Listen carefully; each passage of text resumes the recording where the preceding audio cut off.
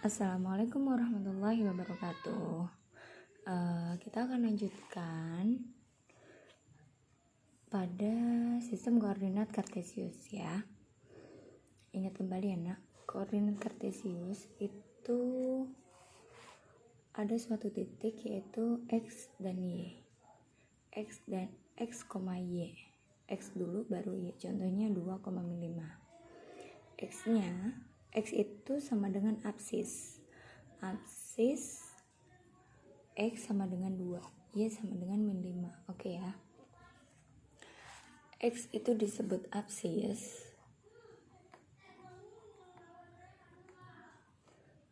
Y itu biasanya disebut dengan ordinat.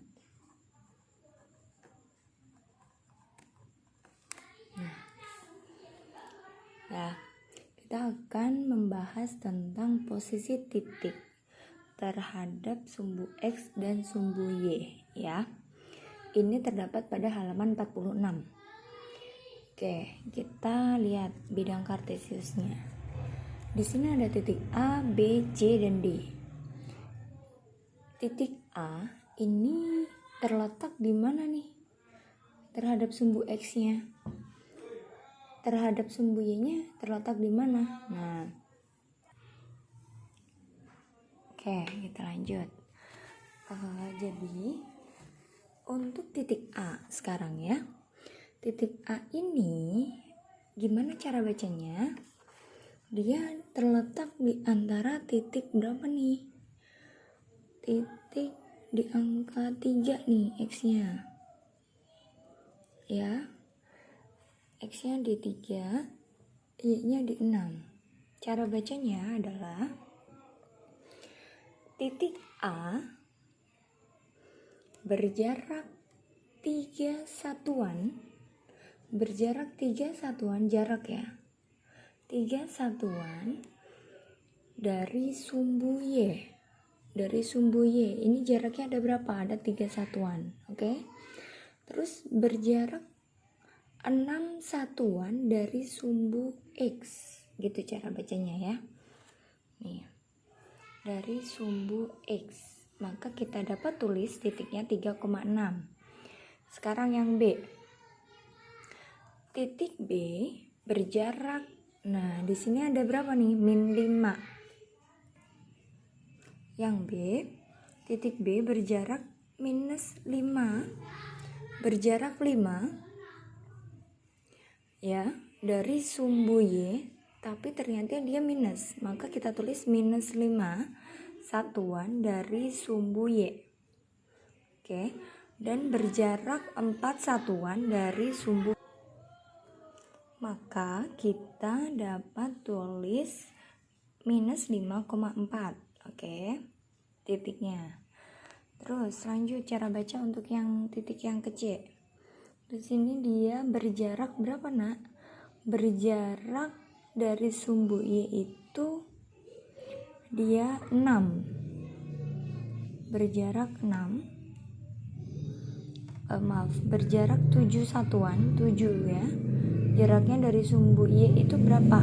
7. Tapi di sini letaknya minus 7, maka minus 7 satuan dari sumbu Y dan berjarak 6 satuan dari sumbu X. Ya, jaraknya kan ada 6 di sumbu X ya. Ya. Maka kita dapat tulis min 7, min 6 ya. Dan terdapat di kuadran yang ketiga. Ingat kuadran, ini kuadran 1, kuadran 2, kuadran 3, kuadran 4. Untuk yang gede, titik D berjarak 8 satuan dari sumbu Y. 8 satuan, iya nggak sih jaraknya? Oh ternyata iya, 8 satuan. Dan berjarak 4 satuan dari sumbu X. Berhubung di sini minus 4, maka kita tulis minus 4 satuan dari sumbu X. Kita dapat tulis titiknya yaitu 8, min 4. Gitu ya. Oke, lanjut sekarang. Kita ke memahami posisi garis terhadap sumbu X dan sumbu Y. Ada yang namanya garis. Di suatu koordinat kartesius itu bisa digambar garis. Nah, sekarang yang pertama itu apakah dia sejajar dengan sumbu X? Oke. Sejajar sumbu X. Gimana itu? Dia garisnya sama dengan sumbu X. Yang namanya sejajar itu sama garisnya ya. Nih, A1 itu sejajar dengan sumbu X, A2 dan A3. Kalau sejajar dari sumbu Y, Bu, berarti garisnya itu sama, berdiri kayak sumbu Y ya. B1, B2, B3. Terus yang ketiga ya, tegak lurus. Garis yang tegak lurus itu gimana, Bu? Tegak dan lurus. Ini perhatikan garis A, dia tegak lurus. Tegaknya itu di sumbu Y, lurusnya itu di A1.